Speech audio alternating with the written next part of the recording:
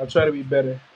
You know you can't try. You Hey, that's gotta all we do it. could Don't. do. That's all we You could got do. no, no. Not You not try. try. You Not just try. do. You don't. Sorry. Just do it. You do. You don't. Is you be Okay. better. You don't be better. I will be better. How about Yeah, that? man. Mm. Other man them feeling. Other man them feeling. Yeah, I go. I'm Yeah, I Real feeling go. quick. one dupulous, man.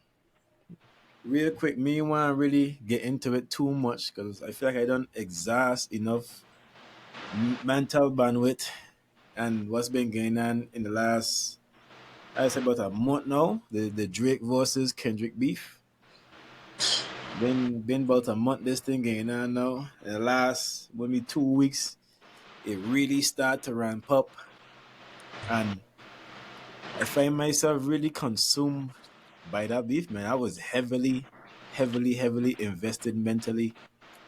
Me ain't gonna You lie. got I thought it was a good beef, right? But then the beef just became comical because I don't find myself just singing BBL Jay-Z. Yeah, no. BBL Jay-Z. That thing is has taken over TikTok. It is hilarious. It is hilarious. that it. I Yes, haven't really I been could no longer take invested the beef like you serious. in the beginning, but then after it started to ramp up, like you say, oh my gosh, I was there just waiting for a drop to come, waiting for a drop to come. But like, Listen, I, I wouldn't even say I'm waiting. I don't even use Twitter. I don't. I know my screen time is through the roof. I on Twitter 24/7. Academics live. Academics live. I arguing this thing with people. I don't genius lyrics dissecting the lyrics. I don't Me ain't gonna use. lie. But I was in this thing, dog.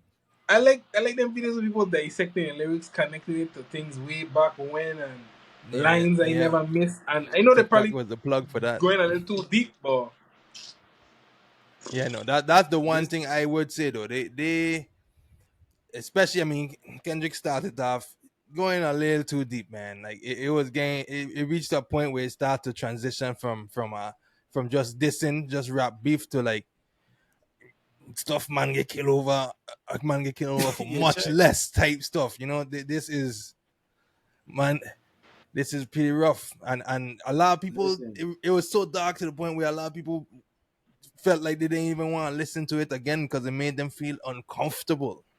It made them yeah. feel uncomfortable with Meet the Grams. Meet the Grams. It's Yeah, meet the yeah, yeah. Well, how many see it was last night? dark. It was dark. Listen, right. It It was came to dark. the point. I think it was yesterday or the day before. I wake up and I had to call myself a hypocrite, man. I was really disappointed in myself. I like what? First of all, I dedicate so much time to this thing. I start neglecting other responsibilities. And then on top of that is like when I really start to think about what the hell I really promoting and defending. If we really dissect what really happened in this beef, dude, man, Sharon gotta listen to this music. Hmm. Kid that dedicate line to the man's son saying your father get piss and leg to your mother. Kind of thing, man getting called pedo, man getting called woman beater. So now if you don't beating a woman, she gotta relive this trauma. The parents gotta hear this. Yeah. The children them got like really and truly, if we really dissect what just happened, and as much as people gonna joke and say, yeah, man, it's rap beef, bro. This shit really look crazy for us though. Our two biggest rappers in hip hop and here just really taking on each other, calling each other pedophile and these kind of things, man. That shit is kind of sadness. And then the Twitter and the uproar about it. Everybody discussing this thing. I know TNT playing this, like Yeah, that this fuck really kind of it for the has community. This it ain't took over really, the internet. you know what I'm saying? Like this ain't really a good look, bro. Like at least when J Cola come out, J Cola try to keep it kind of PG and don't get me wrong, you know, Yeah. I blame Drake for kind of kicking off. He mentioned Kendrick wife or whatever, but at the same time, I blame all parties for carrying the town. You know what I'm saying? Mhm. Everybody just at fault. You know what I'm saying? We gotta do a lot better in the representation of hip hop. We gotta get past these kind of things, man. A lot of these things ain't really funny to even be talking about. You know what I'm saying? Like that shit ain't. In my opinion, so that's why I say I call myself a hypocrite. I hear gassing up. Not online too much, but amongst my friend group, I gassing up, and half them things I don't really stand for. You know what I'm saying? I had to Mhm. catch Yeah. myself. Like, what going on with you, man? Yeah, really just So I would like for watching it to end. entertainment. Being gonna sit on here and say who win or who didn't win, but I would like Mm. for it to let's put it aside to rest now and move on with our life and get back to some serious issues that we have to fucking deal with out there, man. True. I second that. I Any, second any that. anything to add? I got anything to add? No, Nah, man. hopefully it does feel that way. Hopefully it does, but I don't. I think it a little more action before that happens. But hopefully that's not the case. True. Well, without further ado, yeah, yeah, yeah. No, you gotta say first. You gotta say. You gotta say. You gotta say. Yow Man, yow check black is see your out now thunder. now. Well, the Welcome word to is, come man. true. Welcome. This is what episode 12. Episode 12. 12. Yeah, 12. We Yes. still we still here, Moscons. This is Come True the Podcast. I am your host today. Me and you catch man half there. See what the beef has done to me, ladies and gentlemen. My beard ain't looking real lush. The fuck look dry like fuck today. Me instead of getting a chain today. Me I feeling like luxurious, but me feel like I representing luxurious right now. But I don't know what time it is. I'm your fucking host, Mr. Deshaun Webman. I joined by my co-host. Talk your shit. I'll say it again. Yow yow black is out now now. It's your boy Farai. Thanks for coming through to come true the podcast. And then we get a resident voice, man. I done declare this fuck gonna be a bucket hat summer. So to see you come with a bucket hat, I respect it, man. What you saying, Brian? I was ahead of the wave, man. So, it's always glad to hop on here with you fellas and chat it up. You know what I'm saying? Feel it, Everything guys. good, Feel it, everything guys. airy. Feel it, feel it. Well, before we get into anything, I know what time it is. It's time to give some gratitude and some give thanks to anything over the past week. How I feeling? How I feeling? Brian, start we have. Start we have. Wow. I giving thanks this week to Jah for the weather that graced this island. Man, for some people it was bad, but you could never complain about a nice little shower to wash away the drama, wash away the bad vibe. It's always a cleansing that we don't need sometimes. And I think that little mini flash flood, but me, I call it mini because that thing was serious. My It son, come it for a was. reason, man. It come for a reason. As quick as it came, as quick as it went, nothing settled. So I real thankful for Jah, bringing that blessing to the place, April showers that close out the month, and it was great. I loved it. So shout out to the big one. Bad right, far right. Me, I don't give thanks just for a relatively safe carnival. In St. Thomas, I didn't really participate in it, but looked like everybody had fun. They had a See, good time. Good. I say You want to say? relatively. I mean, for the most part, it wasn't no wild popping off that crazy. Maybe one or two incidents, but overall, everybody had a good time, and I happy to see that my people was happy. And, I always have that back and forth with encouraging Thomas, blah blah blah blah blah blah. But looking at videos, man and man, look at they had a good time. I just happy to see my people happy. You know, it's interesting. For the last few years, I think I spend my time in end of April, my birthday back in Iraq for Carnival. This was one of the first years in a while I didn't do that.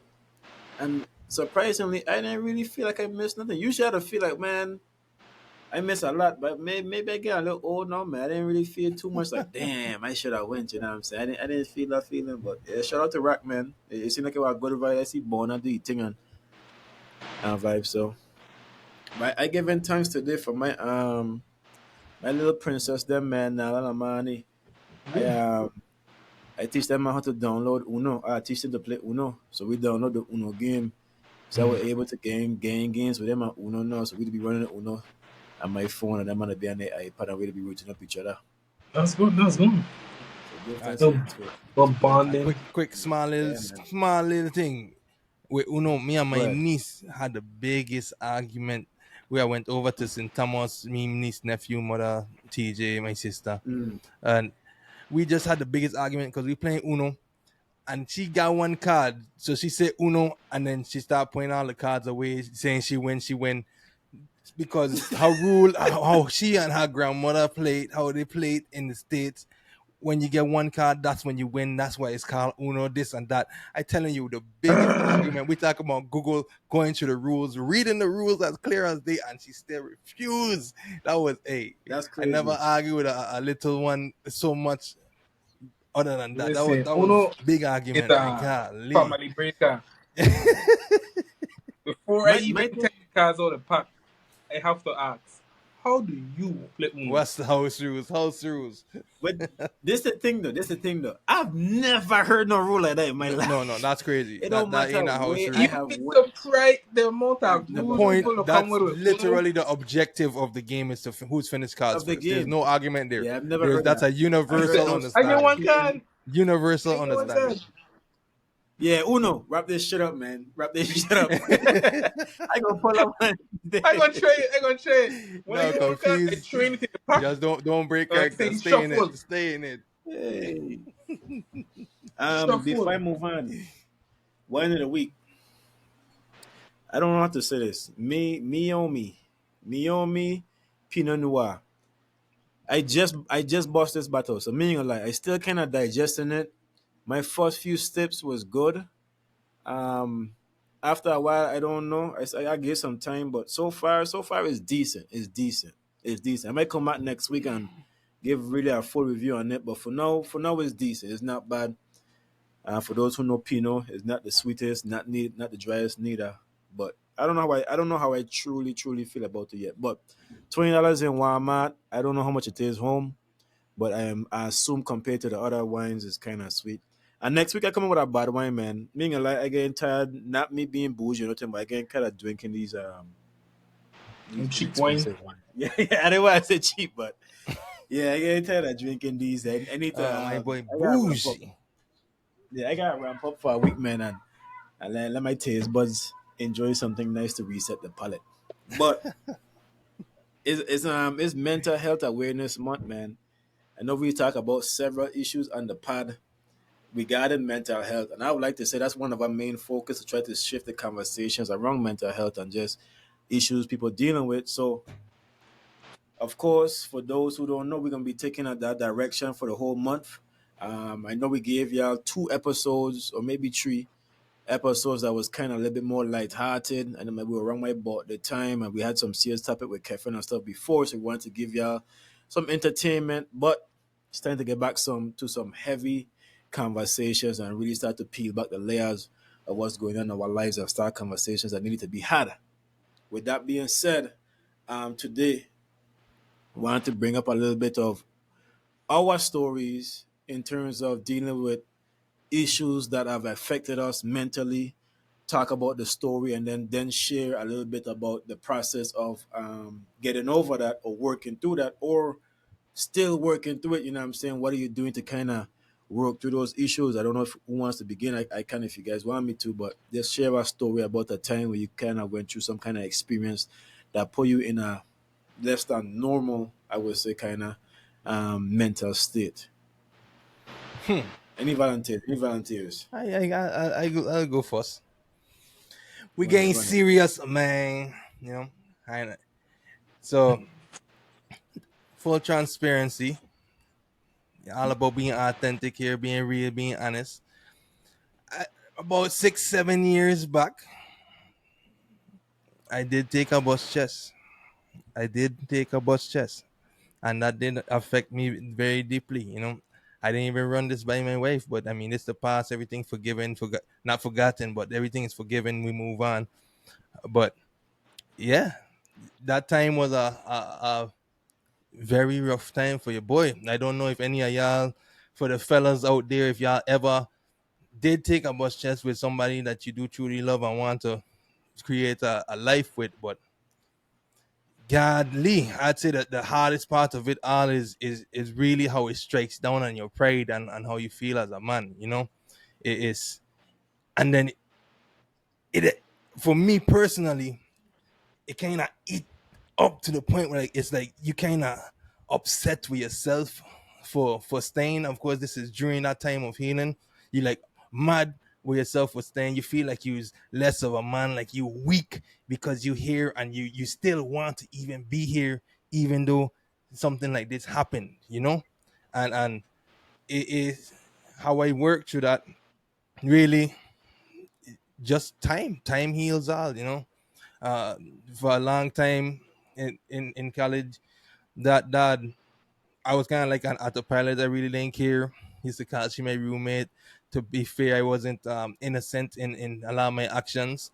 Um, so yeah, just been I confided in other woman, not sexually, but in spending time and things like that. Just getting to know other people. Just really trying to just dismiss it and avoid thinking about it for a long time, and then you just have to really have those serious conversations, talk about it, both with your partner and with yourself, and see what is it that you truly want. Do you want to leave, bust off, go do your thing, move on, or do you want to be in a relationship? That's what it really boils down to. And then for me, I know I wanted to remain in a relationship. So from there, the next question was, or the next action that would have to be done is to work towards forgiveness. Obviously, if forgiveness could not happen, that's when moving on should come. So stop being petty, stop doing a lot of dumb stuff, start communicating more and talking, start being present and mentally. That is, I mean, obviously we live together, so being present mentally, and over time we found ourselves back to each other. The spark was back. Everything was back. We healed together as a couple. I mean, this might be blindsided by this me bringing up this topic on the pod, especially not even running it by management. But hey, that's part of my life. It's a true story. She'll be okay. I love you, babe. Life is life. It happened. That's part of our history. That's part of our story. And we here, happy. 2 children later, married. So a lot of people don't make it to this point. So this is just me trying to put a bandage on, on the surprise she bought to get listening to this heck. Hey, But hey, this has come true. We say we're getting it this real is come right. true. For Yeah, we're those who being know, real. I That's was what it's talking about. to Tafari before the pod, and I didn't even know this fucking, you know what I'm saying? So this is fresh news for me and I, Yeah. you know what I'm And saying? I So will I say, heard this story. especially for man, a next thing that is helpful, that would have been more helpful. I mean, I don't know if it would have really been helpful, because if I share with all my boys during that time, they probably would have been like, "Fuck, shit, we talking about blah blah blah." So just have people around you that you could confide in, that you can speak to and express yourself and let your emotions out, that has your best self in interest, but also that has your what you desire as part of that best interest. They might think the best thing yep, for you is to leave, but if you yeah, want to boy. stay, please have people that's there with you, that's really helping you get through those emotions. Facts. You couldn't tell me that back then, Doc. Exactly. Right before they get And this was married. like what, 6 7 years Yeah, ago. yeah. Maybe I think no, that's but when he back had tell then, me. It nah, was nah, right before listen. they get married, and I was like, at this point, I saw the engagement for what it was. So it was healthy. But I think if he had tell us while he was in college, I don't know what kind of business we would have stood at. But I'm glad that he told me then. 'Cause I knew before they get married. So it's like, okay, I know what I'd say. the kid is already here. N- I heard it from both sides. And I was like, okay. That's why it's good. They, they came together and they worked it out on their own, which is very Right. good. That That's shows important development. for Facts. people in in Respect in, though, in respect. close relationships. Try to keep your business between the people, especially while you're going through it. I mean, women different. I mean, I'm Exactly. sure most of my friends do that shit, but yeah, try to keep it You see, like how internal we could just first. laugh about it now. Yeah, It's exactly. always good to It's a get a lot different if conversation you with have your that partner fresh wound first. out to your peoples. Yeah, that And thing done callous, so he yeah, can't hurt you now. that's a scary. What doesn't kill you make you stronger. We here, and it's stronger than ever. So that's one of the things that Two helps me the beautiful stronger, kids are married. unfortunately.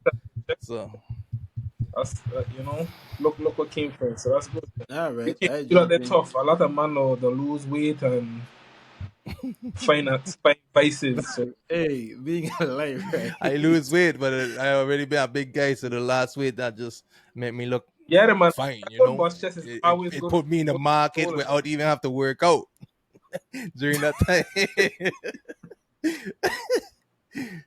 Hey, That boss chest weight loss. To get your skin glowing because you'll be doing is sweating and crying. And that's a whole topic as well, where how people like find the motivation all of a sudden to work out and become the best self only after heartbreak. That's mm, BS, if you ask me. That's BS. I didn't work out, but I did become. Whatever motivates you to be Hey, better, no, I'm that's all for it. nonsense. Because if you was in love and you say you was in love and this is the person you want to be with for the rest of your life and you was unable to find that motivation, why would the person and only take the person to leave for you to actually find that motivation and do what the stuff that they were always talking about from the beginning? That is bullshit. Okay? all right, All Buster right. Rhymes.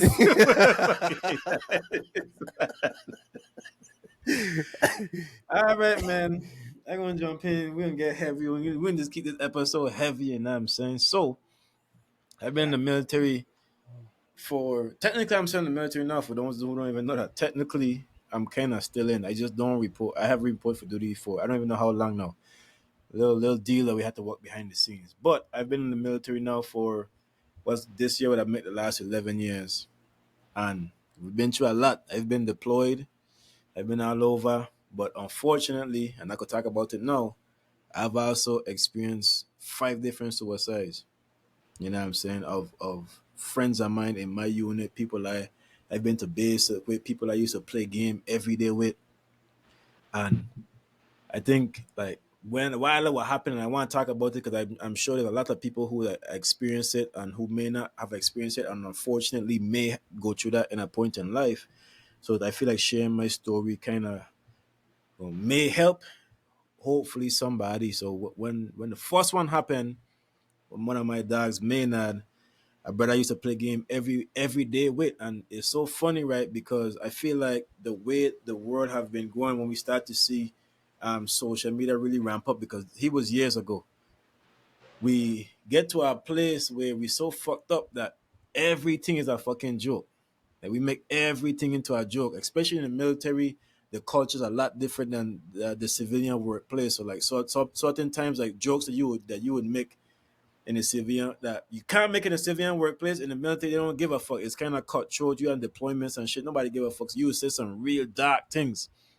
So we've always made jokes and joke about those kind of things. And then when it happened, it was like you start to go back and you start to question yourself, like, wow. And that's the first thing I did, to be honest with you. That's the first thing I did. The first thing I did was like, wow, how it is I could be playing running game with this man every fucking day, walking with this man every day.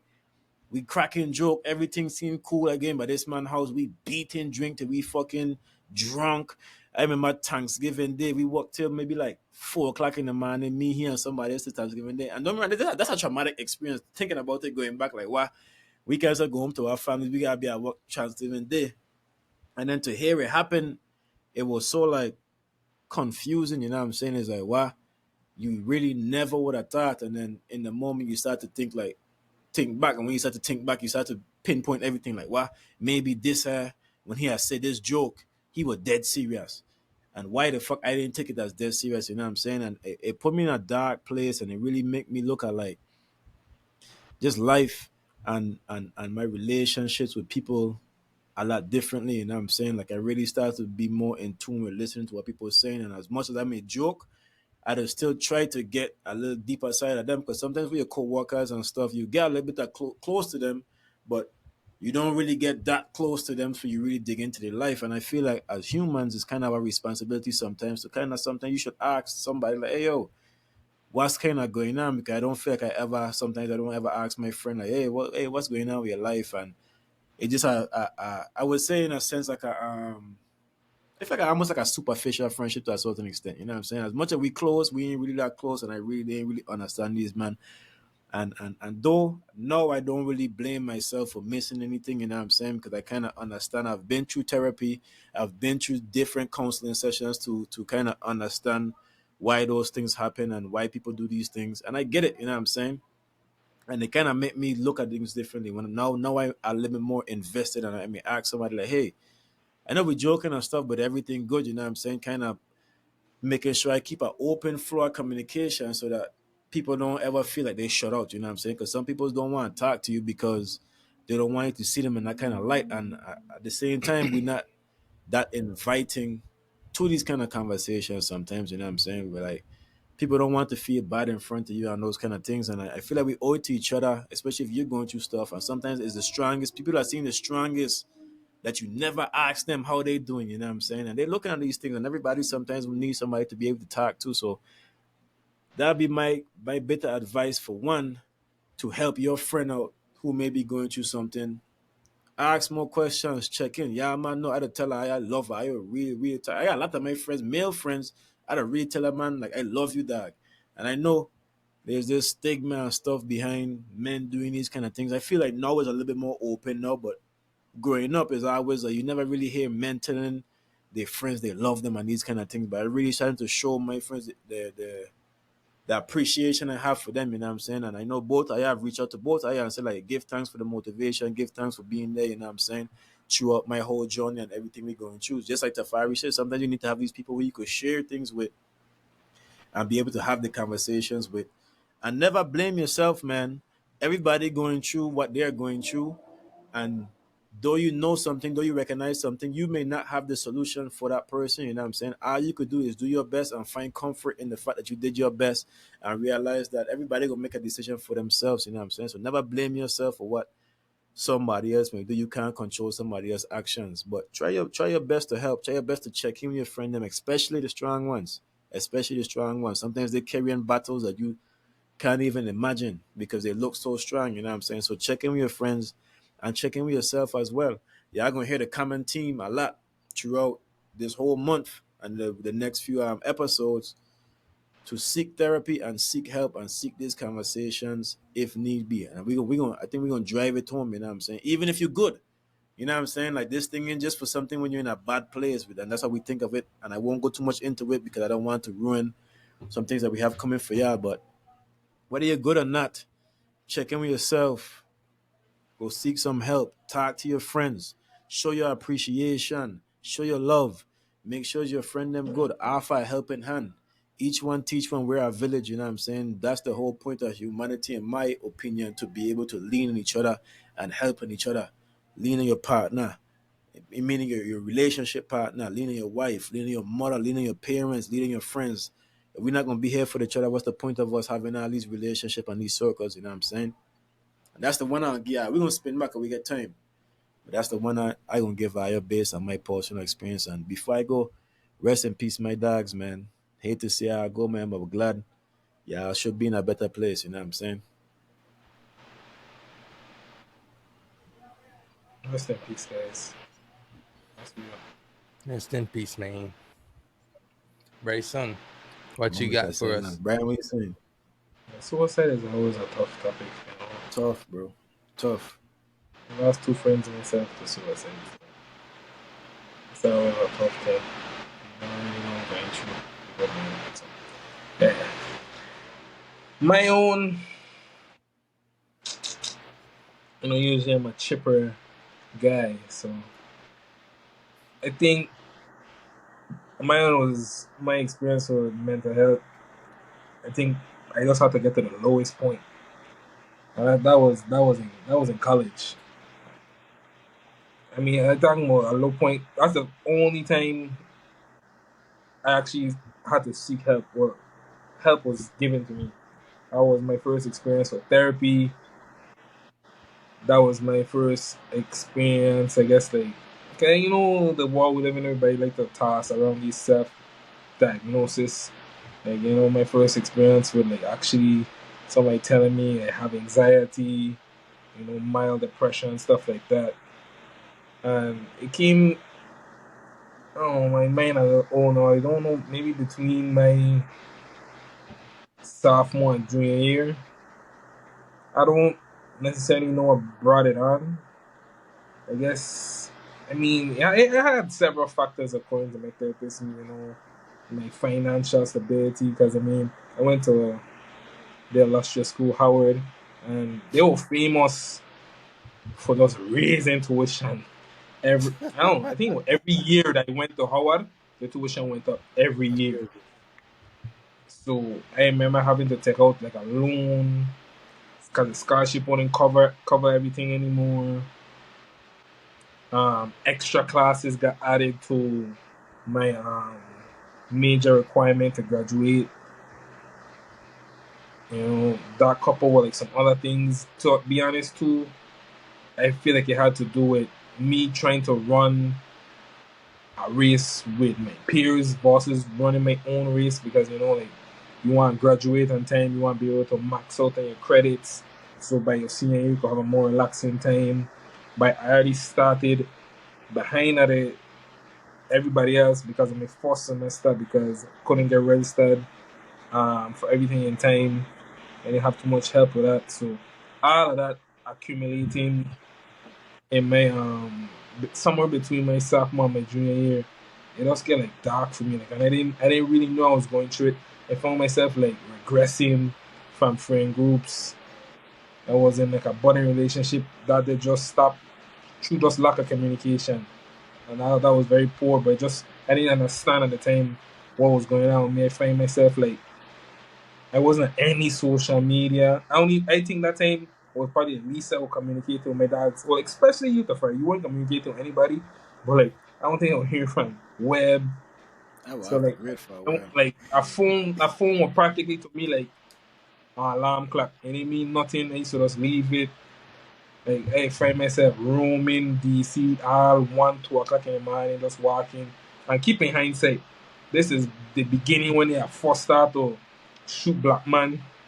And back then, I was big, hoodie, and I just go in them rooms and watch. I ain't really know what's going on, man. Just to be quiet, nobody so want to eat. Think I went from like 220, 230 down to like 170. I was small. I remember if Man. I asked me or anything, I come Yeah, no, I small. remember. I remember Yeah, looking up like pictures from the past. I remember you looking really slim. yeah. And like it wasn't until like one of my friends, especially she me one of my lifelong friends. She was actually the first friend that I made at Howard.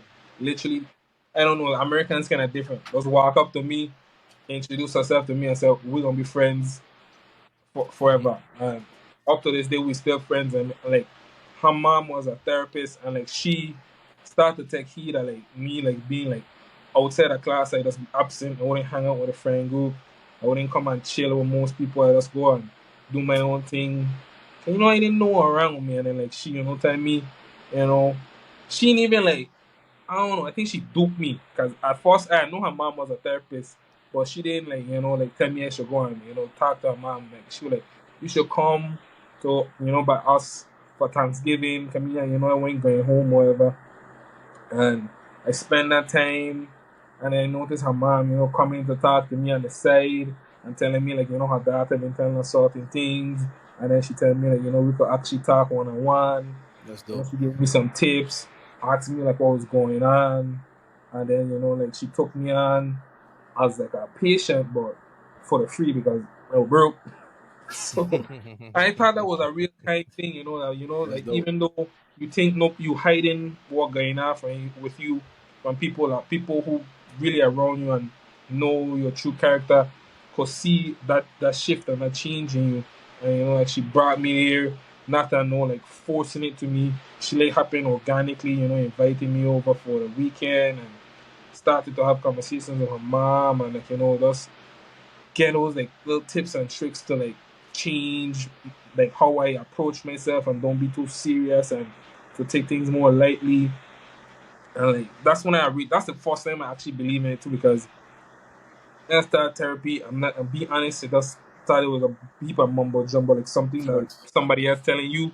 I feel like you can look in the mirror and tell yourself. But sometimes it's really not that instant. You know, you got a different perspective from somebody who doesn't owe you anything, who doesn't have to like you or lie to you, and just give it to you as airy. So you really feel no offense from the words that you're receiving, and it was almost like she was guiding me with my own words and like, helping me out, helping me to help myself. You check, and that's when I started to take like mental health more serious, and you know, focusing on you, stop the comparison between other people. You know, stay your course, not taking things so hard.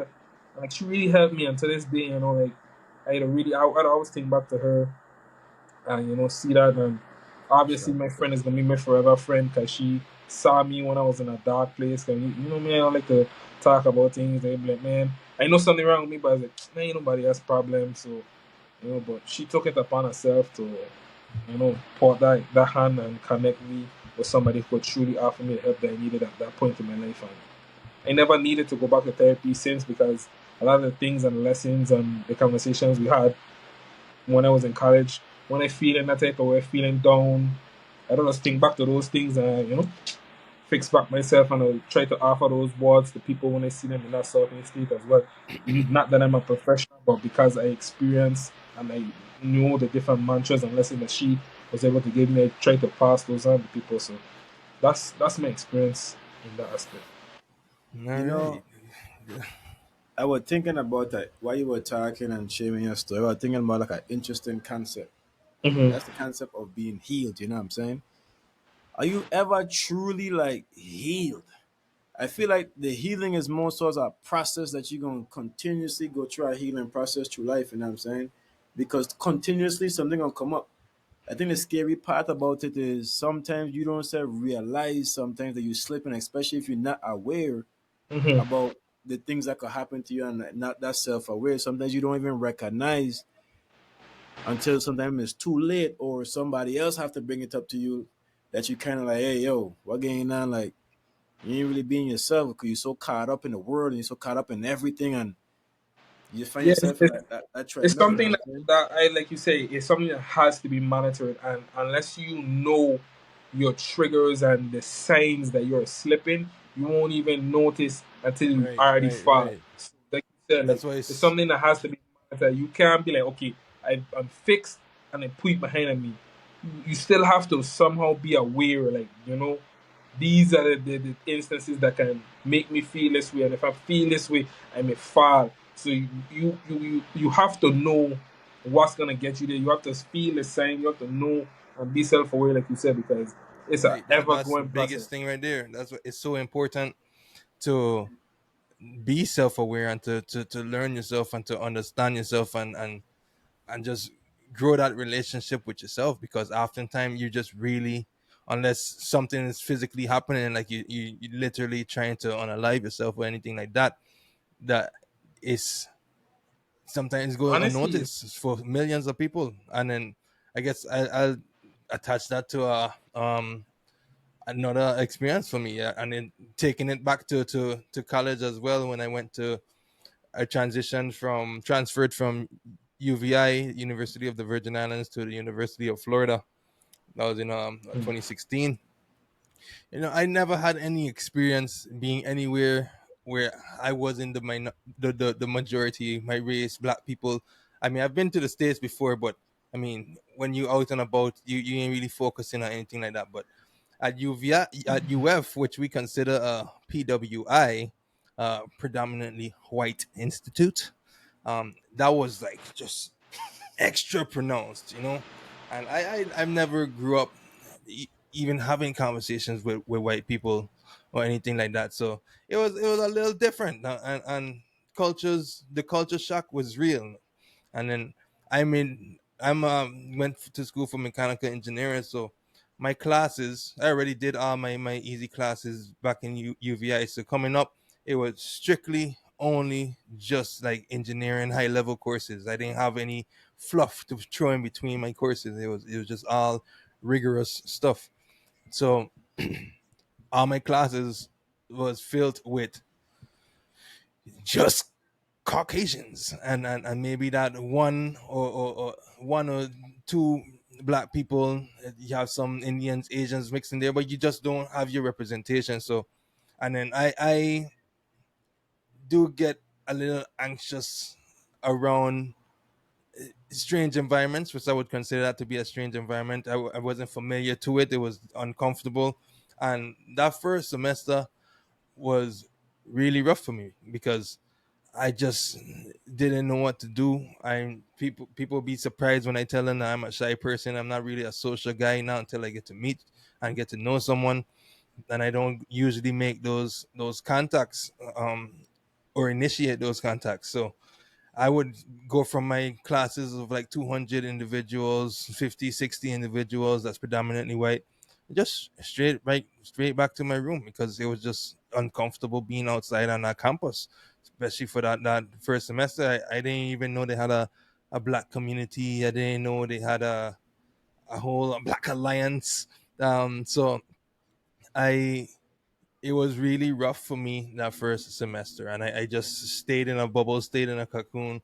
It did start to affect my focus when studying, which I already had a hard time studying. So yeah, it was a rough time, and I didn't really notice I was even in this funk.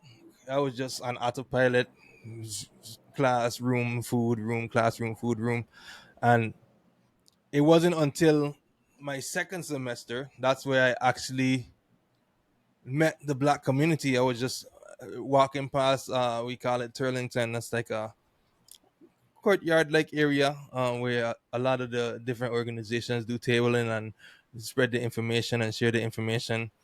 And I saw Phi Beta Sigma. That is the fraternity I'm currently uh, brother of. Um, I always was interested in joining. Didn't really know that they were Black Greeks or even a Black community on campus, and just spoke to them. Uh, they invited me out, and when I went out, this is when I realized I was in a much more of a funk than I thought. I went to this party down in a club down in the downtown area. I guess it's not really downtown, but yeah, went to this club. A bunch of black people playing rap, playing all these music that I'm more familiar with.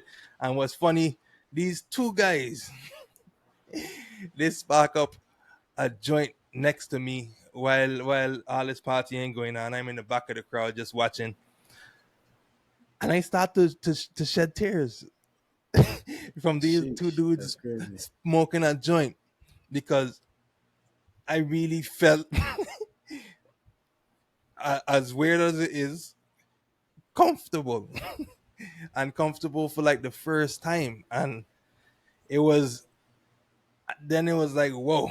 I had to laugh at myself a few days later, but I mean, just really thinking back, that was a really serious point of realization for me, and I just didn't realize that I was in that dark place from being in such an uncomfortable scenario without knowing how to navigate it. So how did I get over that? I started coming out more. I started going to these events that the organizations had. I started just becoming a part of the community to the point where I actually started caring about the American black folk and the state that our community was in, and I was like wanting us to be better for each other and all of this and this whole kumbaya positive love and vibes. But yeah, so and it just took me to come out my room and really explore for me to even reach to somewhere that I could consider myself both comfortable and to step out of comfort zones. I had to first reach to a healthy point. So yeah, I want. Oh shit! Something in my wine, man. Damn, bro. Oh my god. All right, my bad. seasoning. Oh, okay. What's hell nah. I want to share a bit of advice for the people. This is unprofessional advice. I'm not a professional. I'm not a therapist. I'm a nigga that has been through shit, has been to therapy, has read a lot of books, and I've tried things that have helped myself. And hopefully, my advice can help somebody else. In the journey of dealing with the traumas you have to deal with, the stuff that you're going through, depression, anxiety, everything, social anxiety, everything that's going on, I think one of the biggest recommendation I have that I did was to journal. I know it sounds dumb, you know what I'm saying? It sounds retarded. And I'm not even going to point it to be, to, I'm not even going to just attribute journaling to helping you get through trauma. It also helps you identify your strengths and work more productively. What journaling has done for me, and I did it on and on. I ain't gonna sit on here and act like I had a journal every day. This is something I've sometimes I do it, sometimes I forget to do it. But I've put in the conscious effort to be able to do it, and I've seen the results of it. What I've done for me is, for one, I've been able to identify my moments of weakness. I think Brown spoke about that, being able to identify your moments of weakness. Farah spoke about that as well. And then I was able to also identify my moments of strength, and also the things that helped me feel happier and helped me feel better. One of the things I would do is, when I was journaling, is if I felt really good and I felt really great about something. Let's say I went and, for me, I used to like play golf and pool. Pool is one of my big things now. I would journal and say, hey, this really puts me in a good place. You know what I'm saying? So now I know, like, every time when I'm in a funk, I'm able to go back to my journals and realize, like, hey, if I'm in a funk, it makes sense for me to say, hey, let me put in a pool day, or let me put in a, golf day, because I know this is going to help me sit and get me out this funk. Because the name of the game is consistency. To be able to consistently, when you're down, fix yourself. Not, I want to say fix yourself, but to be able to boost yourself when you're down, because they're gonna come and go. You know what I'm saying? Like, I could be the happiest person today, and then 2 days from now, some shit happen, and then a down place. But if I'm able to identify my moments of strength and what I really enjoy doing, and what takes my mind off things, then I could always go back to that, or at least make the attempt to go back to that when that moment of weakness happens. And like I said, I won't attribute it just to like moments of pain. The same thing one of my mentor taught me about doing work. You know what I'm saying? If you was to sit on here and journal your work day, you would be able to sometimes identify the moments where you are the most productive, and then you could then schedule your hardest work and take some stress off yourself, because now you're putting the brunt of your workforce during a time where you know you're the most productive. And I feel like that's one of the Mm. overlook. And I feel like journaling is very overlooked as one of the things that could really help you, because it sounds corny. It's, oh, I don't want to sit down here and write out these things. But I would tell you from personal experience, take it for what you want to take it for. It's a powerful tool. And just I could really drive an actionable item home, I started off doing it in a book. But now we have this iPhone. I got iPhone 15. We have a journal app that's pretty cool, and it could also remind you to put in a journal entry for the day. So I have it set up with at certain times, I will put in a journal entry for the day. I'm being a light to out. This is a pro tip, and hopefully, whoever watching, I don't hold people accountable in my journal. When I tell people, when I talk to my woman and them kind of thing, I don't put in the journal. I can document you in the journal. Cause when it come time for me to you to have a discussion, I pull out my journal to hold you and myself accountable too. Pro tip, pro tip. Stop fucking play with me. Yeah, I have But any yeah, man, I other want to share one more any story. Unless you have something to add on that. no, I do think that journaling, what journaling really is a form of self-reflection, and Mm-hmm. self-reflection is extremely important, and journaling is just a way to, like you said, document it and actually have it written, so you could actually go back to your previous self and your previous mentality to see what you had to say, and even that's like a second level of self-reflection, reflecting on your past self, and yeah, so I do think that it's a very powerful tool to utilize in Yeah. a day-to-day basis. I like that. Reflecting on your past self to go back and be able to give yourself kudos from where you come from. That's powerful. Because sometimes you gotta be reminded, like, yo, I came a long way from where I was before. Sometimes we don't give yourself enough kudos, and we don't give yourself enough benchmarks and go back and count our wins enough. Because you get so much shit that you Right. could say we lost, especially when social media are feeding you so much shit that you could feel like you're behind on. But I gonna get into it. I'm being alive. While I was talking, I was thinking like, do I really want to get into this? I think it's the first time I ever talk on this publicly. I've had background conversations, but I've never talked on this publicly, and that's my father passing away. And being alive, I feel like I was ready to talk about it, but I mean really feel so the same way. But I gonna talk about it because I want the people to hear the experience. You know what I'm saying? Is losing a parent is a very, very, very traumatic experience for a lot of people. You know what I'm saying? For me, my father passed away years ago now. When my father first passed away, I love my mother to death. Meanwhile, I feel like I slighted my mother. I love my mother to death. But when my father passed away, it was really a different experience for me. At first, it was like I couldn't even believe it. I don't even know how long it was till it really settled in. Like that my father really passed. I think it was so I think it was so overbearing on me that I tried to like put it in a pocket and just you know what, like forget about it. Like it is what it is. Like for example, like the first day I think I maybe I cry or so, but after a while it was like, you know what, let me just push and push and push and go through. Especially I'm the oldest sibling. So like I got push on my younger siblings. But then at the same time, that was for I've been through people unaliving themselves. At the same time, nobody have died at that point. I died that was this close to me. You know what I'm saying? I ain't getting into the whole backstory behind me and my father, but nobody has at that point I passed away that was that close to me. So like while I going through it, I looking at my little sister who been through what she been through, my little brothers who been through what they been through, and I gotta show up for them. Everybody else, I gotta show up for them. My grandmother, I gotta show up for them. In my mind, you know what I'm saying? And then everybody know me to be a strong person. I don't really show too much emotion. I just Mr. Go happy, go lucky, you know what I'm saying? So I feel like I gotta keep up this image.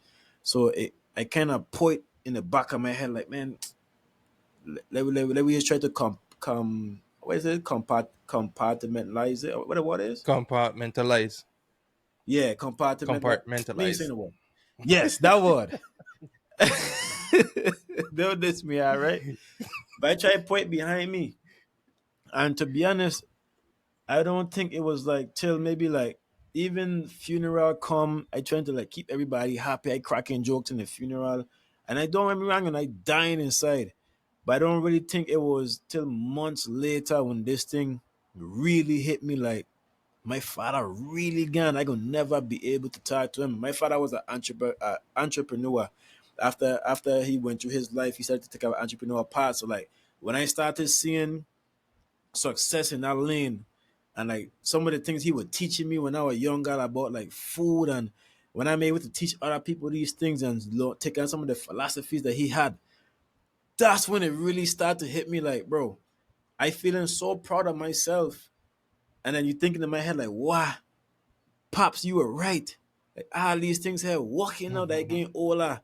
And then to think that I could never have that conversation with him, like, yo, that you were right in the dog. Like, yo, it's so crazy. I remember he was teaching me this. I look at implementing it now.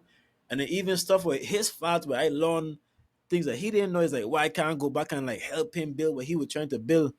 And it really like drained. I mean, there's been times, and I never tell people that there's been times I just in my car just crying, thinking about my father. Hustler Music by Lil Wayne is my favorite song because of the lines he talk about his father not being there, you know what I'm saying? And you never know when it gonna hit you, you know what I'm saying? You never really know when they're gonna hit you. You feel like the strongest person, and then I telling people, don't worry about me, don't worry about me. And I appreciate all the people who during that time was there for me, who was there to consult with me, console me, and there to listen to my stories and stuff. Though at it, I seemed like I was the best. Because like I said, sometimes the strongest people and the people who appear to not be affected, you never know when they're gonna hit them. And for me, it hit me later. It hit me later. Like I said, I could talk about it. Now I thought I was gonna cry talking about this meaning like that. But I want to say I appreciate your parents while they're here. You know what I'm saying? That's just my piece. The parents in your life. No, don't get me wrong. If you have parents and your situation is whatever the case may be, I would commend you to try to repair those relationships if you can. But for those who don't really have those bad relationships and everything is cool, you just don't talk to your parents that much. Trust by telling them, appreciate that, man. Reach out to your parents, talk to them. Shout out to my moms. We don't talk all the time, but me and my mom's talk is cool. I feel like me and my mom has a good relationship. But I appreciate those relationships and I appreciate the things they're teaching you, even though it may seem like something that you don't really like. Sometimes you get later. A lot of the things my father would teach me when I was younger, when he had me on the farm, had me doing push-ups on board blocks, had me learning about plants, and had me looking into health and looking into stocks. I didn't necessarily appreciate those things back then, but now that he gone, and now I'm learning that these things is important. I don't have the time. I can't now say, hey, pops, thank you for these things. You know what I'm saying? So while y'all able to thank your parents for the work that they put in to try to mold you into a man, no matter if it's the person you became over the case and build, no matter your indifferences, just thank them, man, because a lot of your parents have the best interest in mind. And you may not see it that way, but trust me, I tell you, our parents love y'all. And when they gone, you're gonna really feel it, you know what I'm saying? Unfortunately, I get to experience that at a young age. Don't let that be you, man. Give thanks for your parents and tell them love them. Same thing with your partner, like I said, oh yeah. Give thanks for your partner and tell them you love them, man. These people have a great influence, and like I say, when they gone, it's gonna be too late, you know what I'm saying? Do it before it's too late. These things matter in life. I know everybody chasing money and chasing this and chasing that. Give thanks and reach out to your peoples, man. That's what I got. That was powerful, man. That was powerful. What I would I answer get add more to that stories or is I want shift gears. I do have one more story. Run it, I do man. have one more, Brian. Unless Brian, you had one. That was Anything I a mean, go yes. ahead. Oh, oh, okay, No, you okay. said go ahead. I just add to what you said. Real quick. Before I get into that story is yeah. When you are living in a world with humans, you do experience that a lot. But when it's actually somebody close to you, and obviously it does hit people different, you even question if the meaning of that, like it just like you said, don't make sense. It don't make sense, and it really just don't come to reality for a lot of people. Sometimes months later, sometimes day of, sometimes weeks. Different for Facts. everybody, but it's a whole different vibe when it becomes that close. I mean, especially, I mean, it could even be friends that you really good with, but then when it Straight comes to up. blood, and then of course there's levels to blood. You have parents, you have siblings, you have cousins. It it really does something to your. It really brings to the forefront that we are mortal as human beings. Like when I Facts. left, when my cousin got in a car accident, Zion, in the States, it took a very long time to really come to terms with that. I don't want to say I don't think like we were better than anybody, but just I guess there was a sense of like that our family was immortal. Like, nothing crazy ever happened to our family in life. I mean, so you not necessarily thinking you're immortal, but just thinking that these simple stuff that happen to everybody else is not something that would happen to you or your family.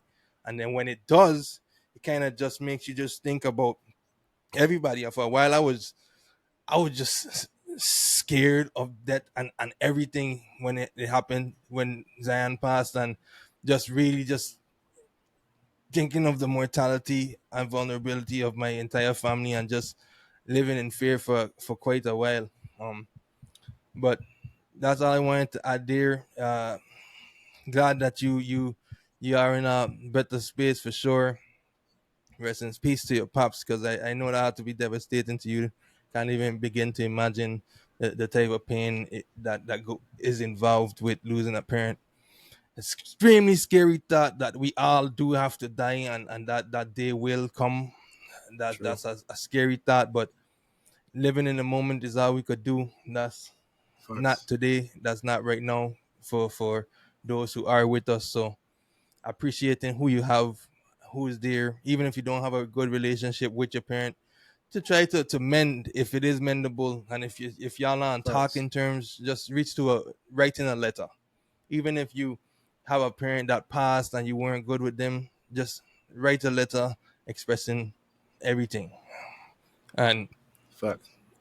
being able to get negative emotions outside by expressing them always helps for a better and more positive mentality. So that's what I'd add there. And the last story that I do have is we're taking it back to high school. You know, in ninth grade, I had a girlfriend 2 years older than me. She was in 11th grade, things like that. That's who I lost my virginity to. Um, that's also what I had my first kiss with as well. So a lot of action in ninth grade. Um, but in 10th grade, you know, I was definitely very hypersexual. We and my girlfriend at the time ended up getting pregnant, and I in 10th grade. I'm a academic god. And I'm a my high school career going great, going ready to go to college. I really following this textbook life, everything going great. So when that news came, I felt like my world was crashing down. You know, it was really got really rough really quick because I just thought that everything was going to come to a standstill, and life was going to end, and I was going to go into this, become a bum. I don't know why I had all these negative thoughts, even for her being pregnant so early, and not early pregnancy, but it did put me in a serious funk. Um, Unfortunately, at that time when she did lose the child, it was good news for me. I'm sorry. I'm sorry, everyone, but I was young and I was selfish, and I do think that it worked out for the best. Unfortunately, to the detriment of that fetus that didn't make it. But yeah, during that time, it was a big funk. I didn't really talk to, and I don't know. Did I tell y'all about that during that time, or did I tell y'all about it later? Yeah. So Definitely after. No, I yeah. think So I ain't. he had slightly mentioned it when we was in 12th grade, like in passing, like, That's oh why I yeah, said Yeah, yeah. after. It Well, was that's after. after that. This was yeah, 10th like grade after for After. me. years after. Oh, did you guys know? Yeah, so yeah, that's kind of how After. it was for everybody because I kind of dealt with that by myself. And one song that I always had went to during that time was "Last Ones" by J. Cole, because that song was so much like the story that was happening to me in the moment. So I really gravitated towards that song. I guess it did help me because it helped me bawl my eyes out a good bit of times just listening to that, have it loud in the Land Cruiser or whatever vehicle I was driving at the time, just crying, crying in random dark corners of the streets. And so I did deal with that alone. It wasn't the healthiest way to deal with it, but I did get through it through music. Music is what helped me in that case. And she's doing great now. I'm happy for her. She's married, multiple children. She's doing her thing. So shout out to you. Not going to say a name, but much love. I do hope that you continue to progress in life and get everything that you want in life. But yeah, that was a pretty The, rough time for your boy. Uh, 10th the grade viewers really, father. the viewers really getting to know you now, my son. One of these days we gonna just do an episode with this about career and that kind of fucking okay. You know, I know we did the one with stories. I gotta tell some positive stories because I feel like I tarnished my fucking name in that last episode. We tell our nice stories. And then We gotta talk about some successes and last shit. thing Wasn't real it? quick with that same thing. Um, like I didn't share it to y'all, but I also didn't share with my parents. And to young parents out there, I do think it is important to create a safe space for your kids to feel comfortable expressing those type of things. Because I definitely was not comfortable expressing anything like that to my parents. They probably found this out in years down the line. We're talking like 4, 5, 6 years as just like oh yeah, this happened type stuff. And it was like, whoa, that's traumatizing, but why you didn't share this with us? So just want you to be aware of that. You don't want to have your child respect you out of fear. You do want to create that safe space for them to want to see you as their superhero and to see you as a person that could fix all the problems and to help them in their most desperate times of need, even if it's an uncomfortable conversation that they're at least comfortable enough to share with you. So just be mindful of that. It is our responsibility as the new parents to undo, I won't say undo, but to anything that you felt that was not right. It's your responsibility to facilitate that and correct it. And that's how we break generational curses. You know what I'm saying? If you repeat the same things, it doesn't make any sense. We're supposed to learn and grow. And that's why I said, like, don't ever fault your parents. Most of the time, your parents is trying to do the best to their ability most of the time. And it's your job to do that as well, to take what you have been got down, refine it, especially the times are changing. So there's different things. Certain conversations, I would say for sure, like our parents probably didn't have them kind of conversations within their groups. I'm sure mental health wasn't even talked about as much as we're talking about it now in 2024. So it's your responsibility to introduce these conversations to your children as well. You know what I'm saying? Like your spirit. Hey, each one teach one. You gotta pass on the torch. I don't know we like to blame like the educational system and all these things for not teaching our kids certain things. But as soon as you realize that the education system is not teaching these things, I feel like it's your responsibility to go learn these things. And then once you learn these things, to be able to try to pass it down to your children to the best of your ability.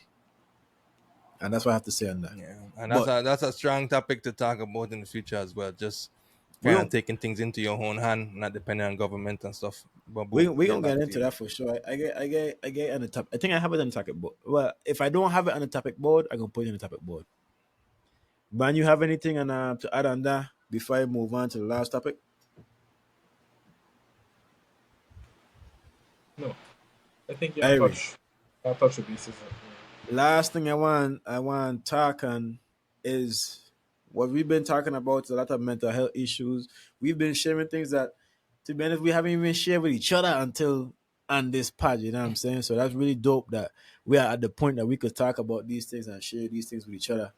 But we've been alluding to it, kind of the status of mental health in our community, specifically in the Virgin Islands, is a lot different in America. You know what I'm saying? Certain things that's going on in America don't necessarily go on in the Virgin Islands. It's making its way, but as I was growing up, like I always told people, until I joined the military and got to America, I don't say America because we the United States Virgin Islands, but get to the mainland, there's certain things that I've never been exposed to or introduced to, where back home we kind of frown upon these things, and mental health is one of these things. Like, people are quick to call you a crazy. No matter what the hell you had going on, what trauma you been through, man will say your joint gets spraga. Like, man will say anything before they really identify that you have a mental issue, and people try to support you and actually help you, in my opinion. So what's your thoughts on before, how it was before, and do y'all think that the state, I know both of y'all live home. I don't live home right now, so I don't have as much as a ground level thoughts on it. But what do you think is the state of the conversation around mental health and mental health awareness in the Virgin Islands right now? And America. Man, you want to go first? Um, the current state home, like you said, and I'll reiterate, in my opinion, is it's still a conversation. Like there's to me, there's no solid plan for help, treatment, or support. You know, I think currently at Island, there's a few therapists here and there, but like actual psychiatrists who can prescribe or recommend treatment, I think there's only one. And I think she's honestly on her way into retirement. I think she just buried her husband maybe a few months or last year. So she's already on her last legs. And like you said, it's still in the topic of conversation. There's no solid resource behind it. Like you said, like it's just like you see somebody roaming the street, oh that's a bum or something must have happened, that's a madman. But we have no diagnosis for these things. We don't know what's setting these people off. We don't know if they can be helped. There's no institute for them. So it's beyond poor. Like, you see the same people. This person will start roaming the streets today, and then 20 years later, you just see them still there. You don't know what's going on with them. So, um, I think it's used as almost as a token conversation as well in the community, like especially when it comes to like politics. Um, they they love to run on that platform, you know, mental health. And when you try to ask them where they want to go beyond that, it just goes blank. Like they run on, we need to improve mental health in the community, and it's just an open-ended statement because after elected, it's like, it's whatever. So I would love to see here in the community that we make it past conversation and more towards action. Because as time progresses, I mean, the struggles that we have to take on obviously is triggering more strain on the mind. So I mean, like, there's more things that are forcing people to break mentally, and if there's no light at the end of the tunnel, it must be like roaming in purgatory because you have no help, no treatment, and people just tend to almost distance themselves with you if you're not what they consider quote unquote normal. You know what I'm saying? So Hmm. that's my hot take on what's going on here. So what Talk to I'd me, say, Fari. Far away. um, I tripping, man. I do think that the culture and the conversations around it has shifted in the right direction, especially with it where it being such a heavy topic on the mainland in America in the BAB. But I do think there are a good bit of resources for the low level mental issue cases. But once you reach over the top with a point where you you homeless or your family no longer helping you and you actually need like a institute type setting, that's where we fall short. Um, and we fall short bad. Uh, I do think the conversation needs to continue to happen. We have a lot of ground to make up because we are pretty behind when we talk about that. Of course, man still gets joked about when it when we talk about having therapy and things like that. But it's a lot less jokes being made now. It's man, a lot more people would I agree. actually recommend therapy if you able to speak to your friends throughout the community. Is a lot I more agree. accepted now. I'd say much more. So and that's why I say the low level cases and not no level to say that it's unimportant, but just not as extreme as the homeless man's mental state. But there are resources. More and more people seem to be coming down, setting up practices, and more conversations are being had. So it, it is good progress being made in the Virgin Islands as it relates to mental health, but it could be moving a lot more faster. And I do feel like the community could help with the speed in which it's growing, but it's shifting, just not as fast as it can be, especially when it comes to the major cases. I want to speak on two things: the intentionality of people going out there and seeking these resources. So, from where I stand, we're in the internet age, and I would say this: you could find pretty much everything on the internet, expensive, cheap. You could find some kind of resource. So I want to empower the people. If you're intentional about changing your life and helping yourself, as soon as you start to put yourself out there and seek out these things, you'll be surprised at the resources you can find. I think we had talked about it late in the episode that we had with Kefren, where the algorithm is going to show you what you feed the algorithm. So unless you point out that energy where you want to find the mental health, you join in the groups. Like, I'm in a ton of groups, Black Mental Health. This I go on Facebook and type in this Black Mental Health, and you find these groups. I know Black people that are stigma within Black people to get mental health, mental health help. You know what I'm saying? You have to be intentional about these things. And I completely agree with y'all. The conversation is being had a little bit more. What I would like to see is the conversation being taken to major platforms. I want to see VI consort. I can't know shit now. I want to see VI consortium posting about these things. The same way we have all these events for financial help, which it seems like everything now is about money and finances. I want to see the mental health platforms being big up, the mental health platforms being put on the big stage and being recognized so that people can know where they can go. I'm gonna let the cat out the bag. We're about to have some very influential people in that space in the mental health space on this platform who are going to talk to you and we're going to be able to ask them questions. I want to see those individuals put on the biggest platforms, just like how everybody. No slight to T or nothing. I just calling his name because he's somebody who we big up the most. You know what I'm saying? When he wins something right of the year and these kind of things. I want to see our local mental health therapists and local mental health advocates praise the same way we praise them. You know what I'm saying? So that people could see and live and direct see the options. It may not be you are able to get a whole year of therapy sessions because that may be too much. And I remember during our episode with Lani, we spoke about the pricing of being able to get help. But maybe you're able to go to one seminar. We're gonna have Shanice on later. Shout out to Shanice. We're gonna have her later in the month. But Shanice has done events that's cost $20 to $30.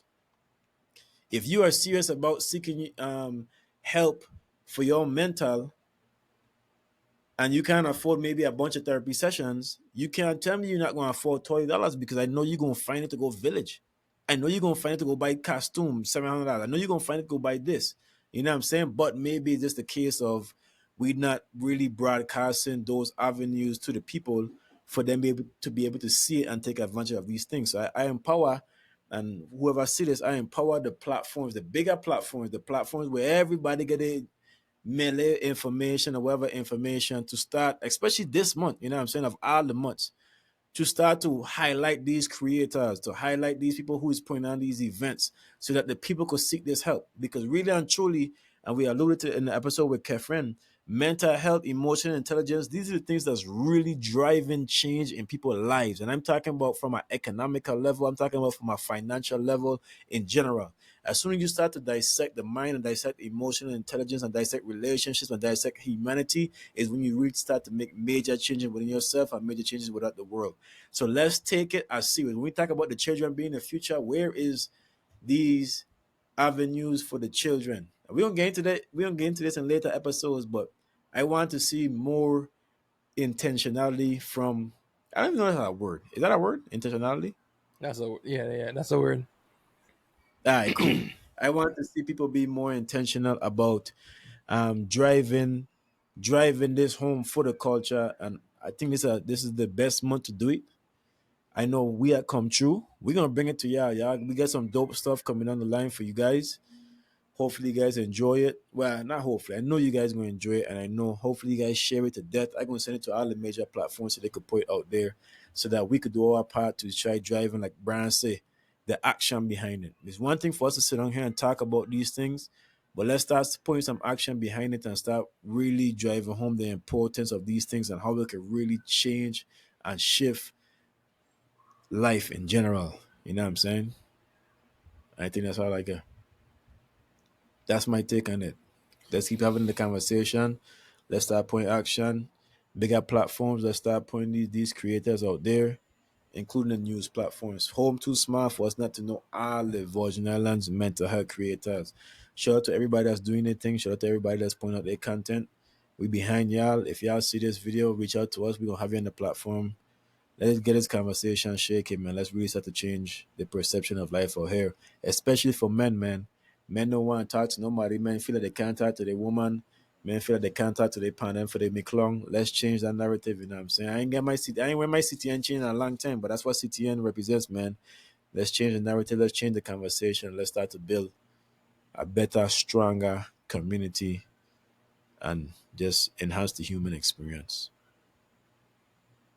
Yeah, got anything else? That's a Boom. dope close. I was going off on my Yeah, fucking tangent. It's the wine, man. that is a dope. It's the wine. That is a dope close. But I just open it back Change up the to say narrative. that yes, changing the narrative is important. Happy to see that it is slowly happening.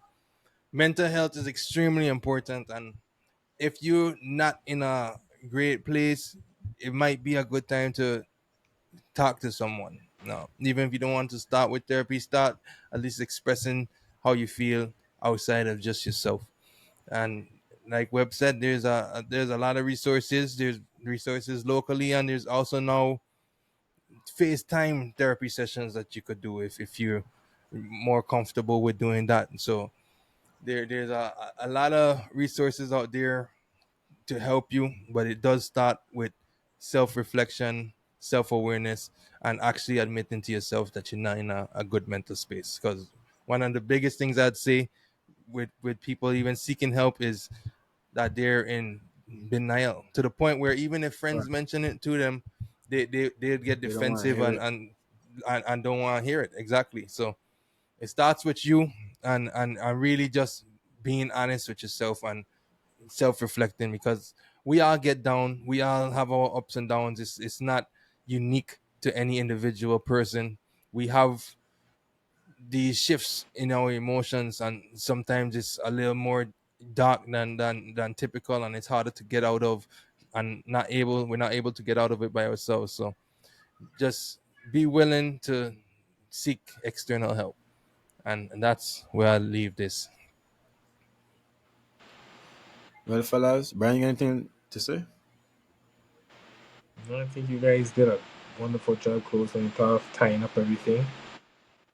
That was good. I just don't end it. You said you just gotta change your narrative on how we view mental health, you know, Facts. Well, for the better. you know what I'm gonna start doing? I'm gonna start every episode when we close, we're gonna just close it with actionable items. What did I take it on that? So the actionable items today is, for one, go out and be intentional. Go join a Facebook group about whatever it is. I don't want to just keep it mental health. Whatever it is you're going through, whatever it is you're trying to learn for this episode is mental health. Go join a Facebook group that's talking about having these conversations so that you're exposing yourself. The next thing is try journaling. Pick up a book.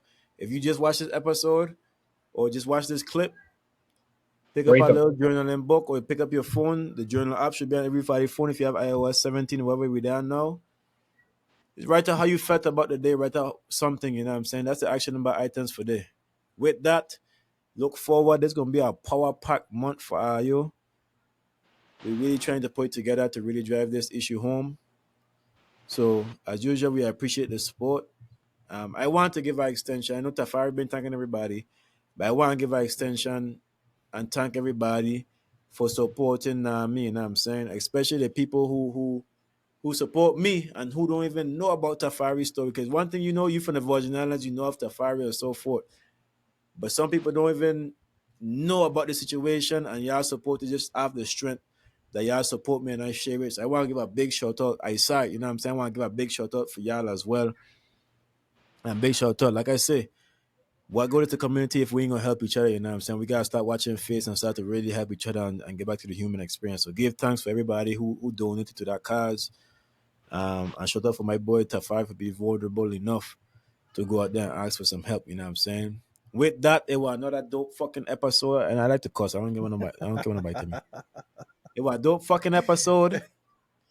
We're gonna see our next fucking week. Get prepared for the bangers, man. This is a banger, but get prepared for the bangers, man. Give thanks for the support as usual. We out, man. Yes, sir. Peace over the heart.